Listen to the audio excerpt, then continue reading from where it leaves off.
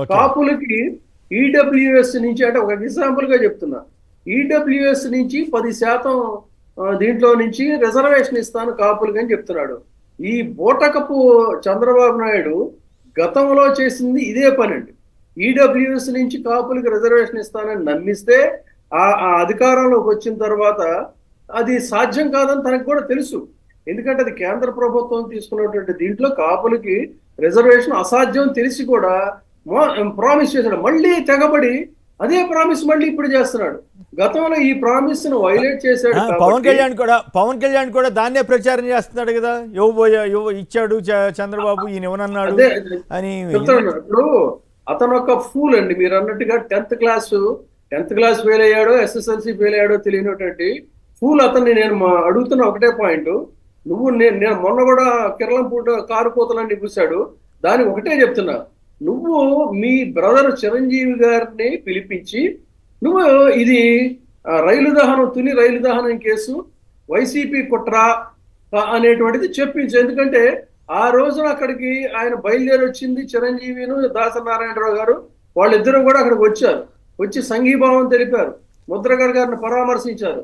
మరి అన్నయ్య నువ్వెందుకు వచ్చావు, ఇది వైసీపీ వాళ్ళ కుట్ర అని చెప్పని ఆ రోజు అనాల్సింది కదా. ఎన్నికల ప్రచారంలో తెలిసి తెలియని కారు కోతలు. ఇంకొకటి ఏంటంటే, ఈ ఈడబ్ల్యూఎస్ అనేటువంటి దాన్ని ప్రామిస్ చేసి దాన్ని వైలేట్ చేశాడు కాబట్టి ఆ రోజున వాళ్ళందరూ కూడా అక్కడ సమావేశం అయ్యి ఆగ్రహంతో కంట్రోల్ పెడితే, ఇంకొక పచ్చి దుర్మార్గం ఏంటంటే వాళ్ళందరి మీద కూడా మొత్తం వాళ్ళ జీవితాలు ఛిద్రం చేసేయండి, నలిపేసేయండి అని చెప్పని ఎంత దారుణంగానంటేనండి, ఒక సెక్షన్ కాదు సెక్షన్లు వెతికి పెట్టండి అని చెప్పని ఆ రైలు దహనం కేసులో మొత్తంగా పెట్టినటువంటి కేసుల్లో 176 కేసుల్లో 161 కేసుల్ని జగన్మోహన్ రెడ్డి గారు ప్రామిస్ చేసి అధికారంలోకి వచ్చిన తర్వాత ఆ యువత జీవితాలు పాడైపోతాయి, నాశనం అయిపోతాయి అనేటువంటి ఒక సానుభూతితో ఆ కేసులన్నీ కేంద్రంతో సంప్రదించి, కేంద్రానికి లేఖలు రాసి, ప్రతినిధులతో మాట్లాడించి ఆ కేసులన్నీ ఎత్తివేయించినటువంటి ఒక గొప్ప మానవతావాది.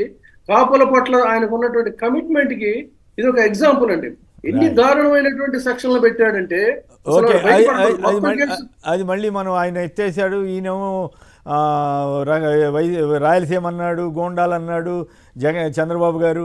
ఆ తర్వాత మొత్తం పెట్టిందంతా మొత్తం కేసులన్నీ కాపుల మీదే కదా పెట్టింది కూడా, అప్పుడు కాపు ఉద్యమ నేతల మీదే కదా.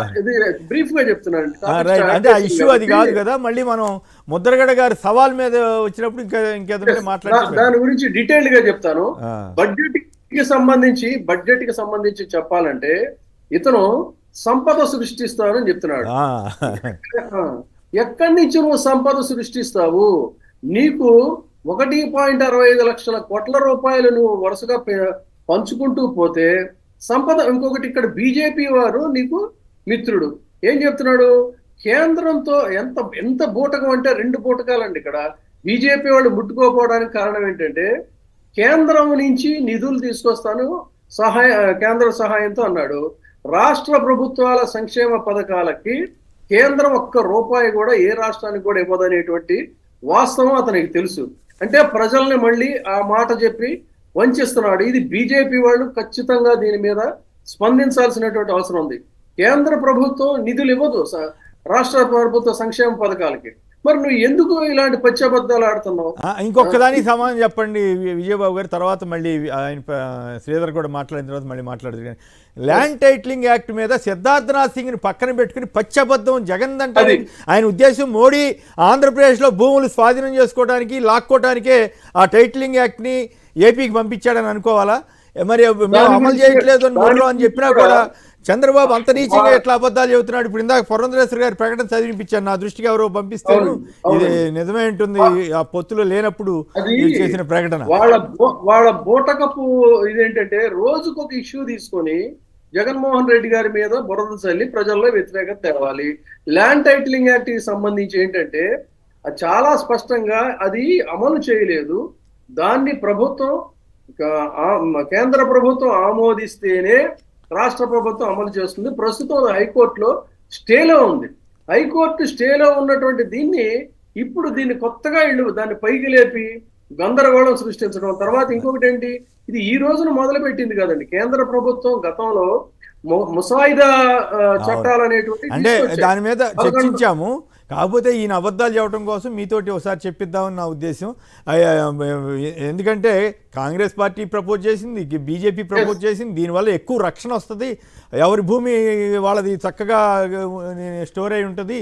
ముందు ఉన్నటువంటి ప్లానింగ్ కమిషన్ గానీ, తదనంతర కాలంలో నీతి ఆయోగ్ గానీ, వాళ్ళందరి అయితే మేనిఫెస్టోలో సైతం ఆ ల్యాండ్ టైటిలింగ్ యాక్ట్ మీద పచ్చి అబద్ధాలు జగన్ మీద పడి తిట్టడం ఏందో. ఇప్పుడు ఒక్కొక్క ఇష్యూ తీసుకోవటం, రోజుకొకటి దాని మీద ఫోకస్ చేయటం. ఈనాడు ఆంధ్రజ్యోతి పచ్చి అబద్ధాలు ప్రచారం వాలంటీర్ల మీద పడేడ్చారు, అది బూమరాంగ్ అయింది. మళ్ళీ ఇంకొకటి ఏదో తీసుకున్నారు, ఇప్పుడు 10,000 ఇస్తారంట.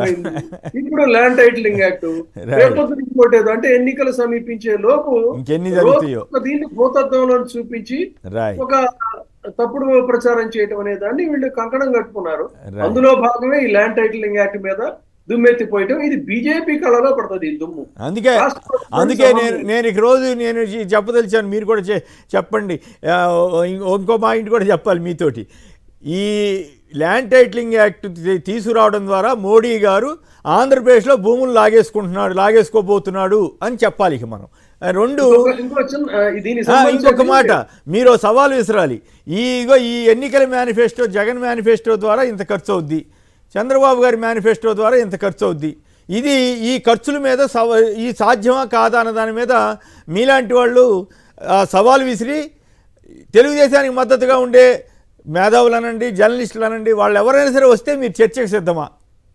అదే ఇప్పుడు ఓపెన్ గా చెప్తున్నావు ఏంటంటే సాధ్యాసాధ్యాలు అనేటువంటి వాటిలో నువ్వు 1.65 లక్షల కోట్ల రూపాయలు ఎక్కడి నుంచి తీసుకొస్తావు? రాష్ట్ర బడ్జెట్ ఉన్నది ఎంత?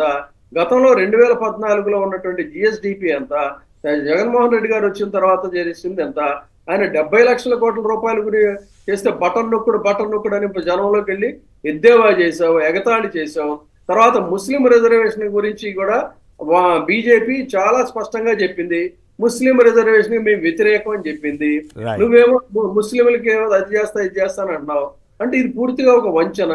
నీ మిత్రుడే నీతో నీ మేనిఫెస్టోను అంగీకరించినప్పుడు ఏదో అసలు ఇది అంగీకరించకపోతే పర్వాలేదు, అసహించుకున్నాడని అర్థమవుతోంది. ఆయన చిచ్చి అవతల పో అన్నట్టు అంటరాని బడ్జెట్ అండి. బీజేపీ వారి దృష్టిలో అంటరాని బడ్జెట్ గా వాళ్ళు దాన్ని చెప్పకనే చెప్పారు, వాళ్ళ చేష్టల ద్వారా చెప్పారు. కాబట్టి ఇది పూర్తిగా అపహాస్యం పాలైనటువంటి బడ్జెట్ అనేది బీజేపీ కుమ్ములాటలకి ఈ మేనిఫెస్టో ముట్టుకోకపోవడం అనేది ఒక పరాకాష్ట. అవును, చిచి అన్నట్టుగా అనిపించింది నాకైతే. చిచిపో ఈ దరిద్రం, ఈ మేనిఫెస్టో నేను ముట్టుకుంటాను, అసహ్యం చిచిపో అన్నట్టుగా అనిపించింది. తర్వాత దీని బుకాయింపు ఏమంటారంటే రైట్ కేంద్రానికి సంబంధం లేదు. మరి కేంద్రానికి సంబంధం అయితే గతంలో 2014లో మోడీ గారి ఫోటో వేసుకున్నాం, కమలం బొమ్మ వేసుకున్నాం, ముగ్గురు సంతకాలు పెట్టారు. మొన్న సిక్కిం, అరుణాచల్ ప్రదేశ్ వీటన్నిటిలో కూడా మేనిఫెస్టోలు రాష్ట్రాల వారికి ఇచ్చారంటే తెలంగాణ అసెంబ్లీ ఎన్నికలప్పుడు ఇవ్వలేదా? రైట్.